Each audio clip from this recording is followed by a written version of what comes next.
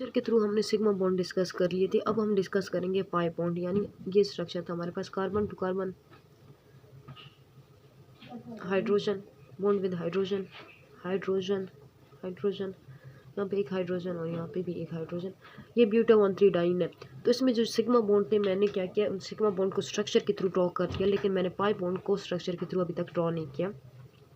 ये वाला pi bond और ये वाला पाई बॉन्ड, तो इस पाई बॉन्ड को अगर हम स्ट्रक्चर के थ्रू ड्रॉ करें तो ये आपके पास ऐसे आएगा, कार्बन टू कार्बन, कार्बन और ये कार्बन।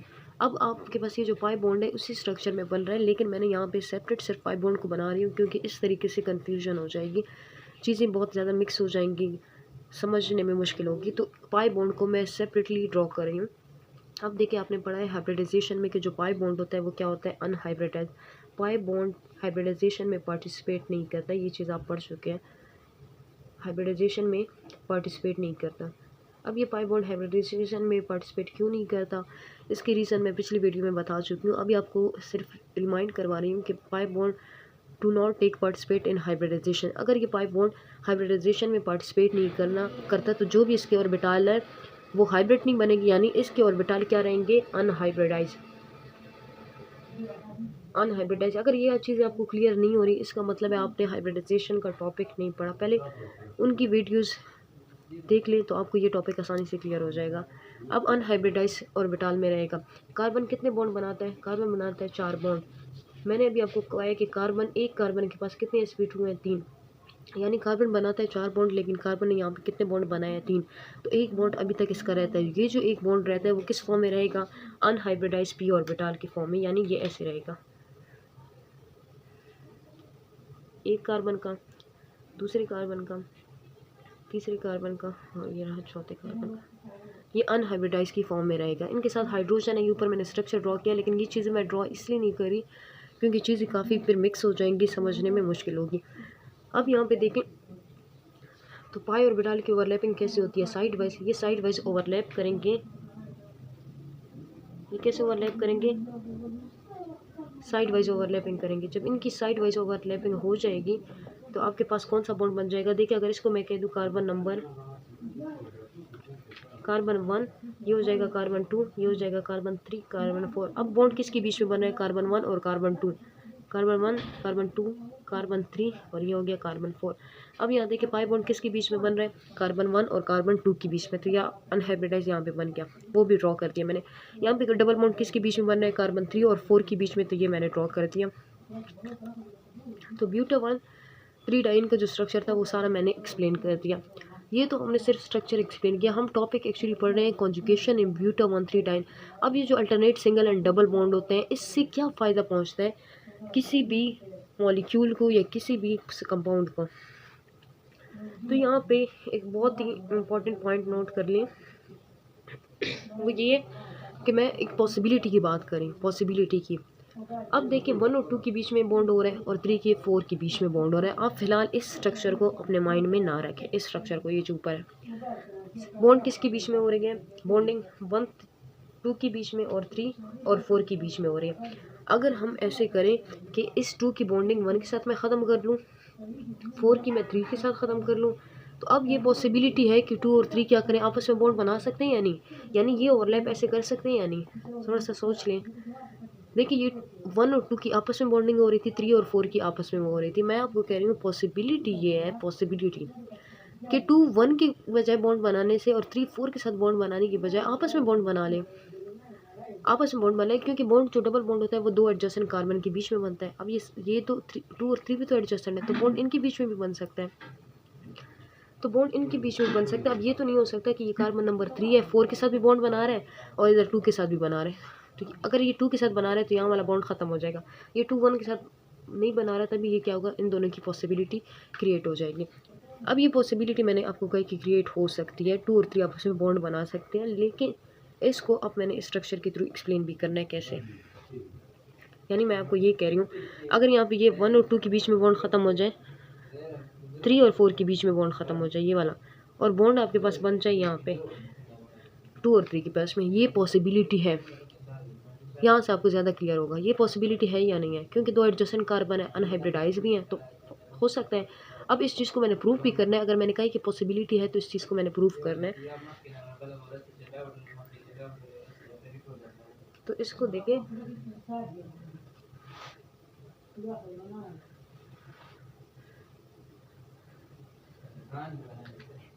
इधर देखिए, इसी स्ट्रक्चर को मैं लिख लेती हूँ। कार्बन 1 2 3 4 CH2 CH2 हाइड्रोजन और हाइड्रोजन। अब हमारे पास ये स्ट्रक्चर है। अब इसमें क्या होती है, इसमें कॉन्जुगेशन है, यानी डबल बॉन्ड सिंगल बॉन्ड फिर से डबल बॉन्ड। कॉन्जुगेशन अभी मैंने आपको बताया, कॉन्जुगेशन किसे कहते हैं, जब डबल बॉन्ड सिंगल बॉन्ड हो फिर से क्या हो, डबल बॉन्ड है। तो यहाँ पे ये कॉन्जुगेशन है। अब ये जो कॉन्जुगेशन होती है ये क्या होता है, इससे आपके पास कंपाउंड जो कॉन्जुगेशन होती है इससे आपके पास क्या हो जाता है, मॉलिक्यूल स्टेबल हो जाता है। अब मॉलिक्यूल कैसे स्टेबल होता है, मॉलिक्यूल जिस प्रोसेस के थ्रू स्टेबल होता है इसको कहा जाता है रेजोनेंस। अब रेजोनेंस किसे कहते हैं, कुछ पॉइंट्स मैं समझा लेती हूँ। रेजोनेंस क्या होता है और किस वजह से होता है। रेजोनेंस का मतलब होता है जब आपके पास डिफरेंट स्ट्रक्चर, बहुत ही सिंपल वर्ड में, कोई प्रॉपर डेफिनेशन में आपको नहीं लिख पा रही, सिंपल वर्ड्स में, जब आपके पास डिफरेंट स्ट्रक्चर बनते हैं एक ही मॉलिक्यूल के, डिफरेंट स्ट्रक्चर बन जाए एक ही मॉलिक्यूल के, और ये सारे के सारे स्ट्रक्चर जो है पॉसिबल भी हों, ये नहीं कि आप बना रहे हैं अपनी मर्जी से, डिफरेंट स्ट्रक्चर बना ले एक ही मॉलिक्यूल के और ये सारे के स्ट्रक्चर पॉसिबल भी हों। अब रेजोनेंस होती क्यों है, ये तो रेजोनेंस थी। अब ये होती क्यों है, रेजोनेंस इसलिए होती है due to delocalization of pi electron. जब पाई इलेक्ट्रॉन क्या करे, डीलोकलाइज हो। डीलोकलाइज का मतलब होता है, जैसे अगर मैं एग्जांपल दे दूं, ये है बेंजीन रिंग। अब बेंजीन रिंग में हमें पता है यहाँ पे डबल बॉन्ड, फिर सिंगल बॉन्ड, फिर डबल बॉन्ड, फिर सिंगल बॉन्ड, यानी इसमें भी क्या है, कंजुगेशन है। तो ये होता है क्या है कि ये वाला डबल बॉन्ड यहाँ शिफ्ट हो जाता है, ये इधर शिफ्ट हो जाता है और ये यहाँ पे शिफ्ट हो जाता है।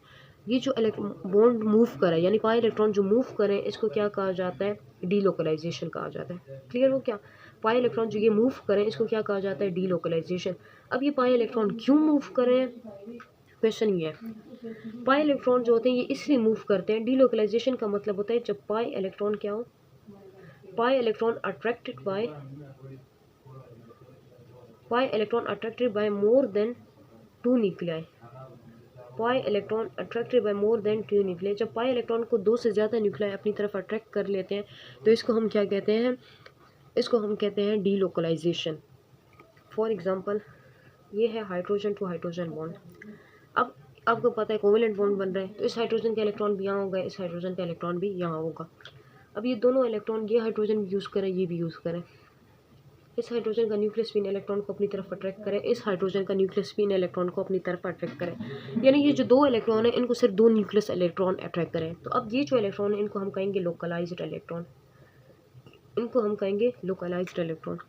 लेकिन डीलोकलाइजेशन किसे कहते हैं, डीलोकलाइजेशन कहते हैं जब 2 से ज़्यादा न्यूक्लियाई अपनी तरफ अट्रैक्ट करें। अब 2 से ज़्यादा न्यूक्लियाई का क्या मतलब है, तो यहाँ पे बेंजीन रिंग में आपको पता होगा, यहाँ पे क्या होता है, कार्बन, हर कॉर्नर पे आपके पास होता है carbon carbon carbon carbon carbon carbon. अब ये जो इलेक्ट्रॉन है ये पूरी रिंग में मूव करें, रिंग में कितने कार्बन है, 6 कार्बन। अब रिंग में आपके पास 6 कार्बन है, यानी 6 न्यूक्लियस है, 6 न्यूक्लियस इन इलेक्ट्रॉन को अपनी तरफ अट्रैक्ट करें, इस वजह से ये इलेक्ट्रॉन क्या करें, पूरी रिंग में मूव करें, पूरी रिंग में मूव करें, इसको कहा जाता है डीलोकलाइजेशन। यहाँ पे सिर्फ 2 न्यूक्लियस को अपनी तरफ अट्रैक्ट करें, तो अगर इन्होंने मूव करना भी है तो इसी बॉन्ड में होंगे, इसे बाहर तो नहीं जा सकते, तो एक जगह पे फिक्स है, लोकलाइज्ड इलेक्ट्रॉन है। अगर मैं आपसे यहाँ पे पूछूँ कि इलेक्ट्रॉन कहाँ पे है, मुझे इस सेकंड में बताएं। एक पॉइंट, अगर आपके पास केमिस्ट्री के बारे में बहुत नॉलेज है तो आपके माइंड में यह आएगा कि इलेक्ट्रॉन को तो हम फाइंड नहीं कर सकते, एग्जैक्ट पोजीशन हम इलेक्ट्रॉन की फाइंड नहीं कर सकते। ये बात ठीक है, प्रोबेबिलिटी और बेटाल ये चीज़ें उनकी तरफ जाती है, मैं आपको सिर्फ समझाने के लिए कह रही हूँ। अगर मैं आपको कह दूँ, सपोज करें कि मुझे बता दें इस वक्त इलेक्ट्रॉन कहाँ है, तो आप कहेंगे इसी रीजन में इलेक्ट्रॉन है, यानी ये जो बॉन्ड है इसी के आसपास क्या होंगे, इलेक्ट्रॉन होंगे। अब आप पोजीशन बता सकते हो, आप बता सकते हो कि इन इलेक्ट्रॉन ने कहीं और नहीं जाना, इन्हीं 2 एटम के बीच में होंगे, इन 2 न्यूक्लियस के आसपास होंगे यहाँ पे, इसको कहा जाता है लोकलाइज इलेक्ट्रॉन। डीलोकलाइजेशन किसे कहते हैं,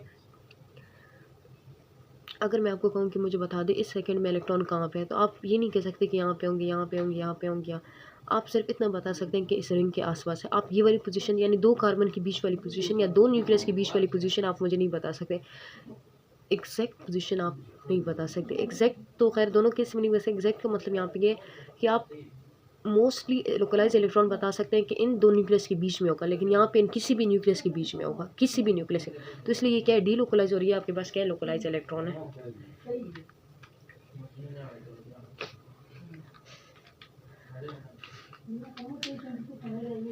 हम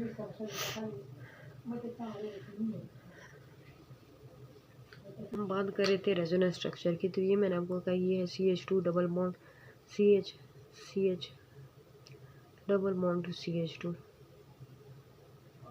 अब इसमें क्या होगी, रेजोनेंस होगी। ये सारी चीज़ें मैंने आपको बता दी कि रेजोनेंस क्या होता है, जब आपके पास डिफरेंट स्ट्रक्चर बन जाए एक ही मॉलिक्यूल की। लेकिन रेजोनेंस क्यों होती है, डीलोकलाइजेशन ऑफ पाई इलेक्ट्रॉन की वजह से होती है। डीलोकलाइजेशन किसे कहते हैं, जब दो से ज़्यादा न्यूक्लियस इलेक्ट्रॉन को अट्रैक्ट करे। लेकिन डीलोकलाइजेशन में कौन से इलेक्ट्रॉन इन्वॉल्व होते हैं, याद रखें सिर्फ पाई इलेक्ट्रॉन डीलोकलाइज हो सकते हैं। अब यहाँ देखिए इसका रेजोनेंस स्ट्रक्चर हम बना लेते हैं। तो रेजोनेंस स्ट्रक्चर बनाने के लिए ये साइन होता है। रेजोनेंस स्ट्रक्चर को हम इस एरो से ड्रॉ करते हैं। अब ये जो डबल बॉन्ड के इलेक्ट्रॉन है ये क्या हो जाएंगे, यहाँ पे शिफ्ट हो जाएंगे। अगर ये डबल बॉन्ड के इलेक्ट्रॉन इधर शिफ्ट हो जाए और ये डबल बॉन्ड के इलेक्ट्रॉन इधर शिफ्ट हो जाए, तो आपके पास इस तरीके से स्ट्रक्चर बन जाएगा CH2 carbon hydrogen carbon hydrogen carbon hydrogen. अब देखिए ये डबल बॉन्ड के इलेक्ट्रॉन अगर यहाँ पे शिफ्ट हो जाए तो यहाँ पे आपके पास डबल बॉन्ड आ जाएगा। यहाँ पे आपके पास क्या आ जाएगा, डबल बॉन्ड। यहाँ पे आपके पास आ जाएगा डबल बॉन्ड। इसी तरीके से ये इलेक्ट्रॉन इधर शिफ्ट हो जाए तो इसके ऊपर क्या आ गया, यानी इलेक्ट्रॉन इसके पास आ गए। जब इलेक्ट्रॉन किसी भी एटम के पास आ जाते हैं तो यानी उस एटम के पास इलेक्ट्रॉन एक्सेस में होते हैं, इलेक्ट्रॉन के ऊपर नेगेटिव चार्ज होता है। जब इसने इलेक्ट्रॉन ले लिए तो इस एटम के ऊपर भी क्या आ जाएगा, नेगेटिव चार्ज। ये डबल बॉन्ड के इलेक्ट्रॉन इस एटम से गए तो इस एटम के ऊपर क्या आ जाएगा, पॉजिटिव चार्ज। फिर से रिपीट कर देती हूँ, ये इलेक्ट्रॉन यहाँ से गए तो इस कार्बन से इलेक्ट्रॉन गए, इसके ऊपर पॉजिटिव चार्ज। इलेक्ट्रॉन इसके पास है, इसके ऊपर नेगेटिव चार्ज। इलेक्ट्रॉन जो यहाँ से गए थे वो इधर शिफ्ट हुए हैं तो यहाँ पे क्या आ जाएगा, डबल बॉन्ड। बहुत ही सिंपल है। ये इसका एक रेजोनेंस स्ट्रक्चर है। दूसरा रेजोनेंस स्ट्रक्चर मैं अलग अलग इसलिए ड्रॉ कर रही हूँ ताकि आपको अच्छे तरीके से समझ आ जाए। इस स्ट्रक्चर को मैं फिर से ड्रॉ कर रही हूँ, CH2 double bond CH double bond to CH2। अब इसका रेजोनेंस स्ट्रक्चर कैसे बनेगा, अगर इसका रेजोनेंस स्ट्रक्चर हम ड्रॉ करें, अब देखें इसका रेजोनेंस, अगर ये डबल बॉन्ड वहाँ शिफ्ट होने की बजाय क्या हो जाए, ये डबल बॉन्ड इधर शिफ्ट हो जाए, या आपके लिए मैं उसी तरीके से समझाती हूँ, ये डबल बॉन्ड यहाँ शिफ्ट हो जाए और ये डबल बॉन्ड यहाँ शिफ्ट हो जाए, तो आपके पास दूसरा रेजोनेंस स्ट्रक्चर कैसे बनेगा, CH2 CH2। तो यहाँ पे ये इलेक्ट्रॉन इधर शिफ्ट हो गया, इसके ऊपर कौन सा चार्ज आएगा, नेगेटिव। ये इलेक्ट्रॉन इधर शिफ्ट हो गया, इसके ऊपर आ गया नेगेटिव चार्ज। ये डबल बॉन्ड यहाँ शिफ्ट हो, इसके ऊपर आ गया बॉन्ड बन गया, इससे इलेक्ट्रॉन चले गए तो इसके ऊपर पॉजिटिव चार्ज बन गया। अब ये दो रेजोनेंस, एक रेजोनेंस स्ट्रक्चर ये और एक रेजोनेंस स्ट्रक्चर ये आपके पास बन गया। तो इनको रेजोनेंस स्ट्रक्चर कहा जाता है। इन रेजोनेंस स्ट्रक्चर को हम इस तरीके से एरो से ड्रॉ करते हैं। एक चीज़ याद रखें, जितने ज़्यादा किसी भी कंपाउंड के रेजोनेंस स्ट्रक्चर बनेंगे वो कंपाउंड उतना ही ज़्यादा क्या होगा, स्टेबल। अब डबल बॉन्ड सिंगल बॉन्ड की वजह से क्या हो रहा है, इसके दो रेजोनेंस स्ट्रक्चर बन रहे हैं तो ये स्टेबल है। अगर एक मॉलिक्यूल है या एक जैसे है हेक्सा-1,3,5 ट्राइन, उसके 3 रेजोनेंस स्ट्रक्चर बनते हैं। अगर उसके 3 बन रहे हैं या 4 बन रहे हैं तो वो क्या होगा, उतने ही ज़्यादा स्टेबल है। जिस कम मॉलिक्यूल के जितने ज़्यादा रेजोनेंस स्ट्रक्चर बनेंगे वो उतना ही ज़्यादा स्टेबल होगा। तो कंजुगेशन की वजह से क्या होता है, alternate single and double bond की वजह से क्या होता है, इनमें रेजोनेंस होता है। और रेजोनेंस क्या प्रोवाइड करता है, स्टेबिलिटी प्रोवाइड करता है। अच्छा, मैंने आपको यहाँ पे कहा था कि पॉसिबिलिटी ये है कि 2 और 3 कार्बन के बीच में डबल बॉन्ड बन सकता है, और मैंने कहा कि मैं आपको प्रूफ करके दिखाती हूँ। तो ये देखें,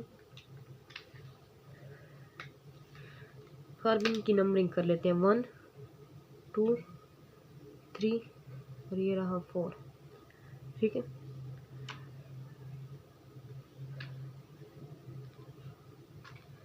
ये रहा कार्बन नंबर 1 2 3 4।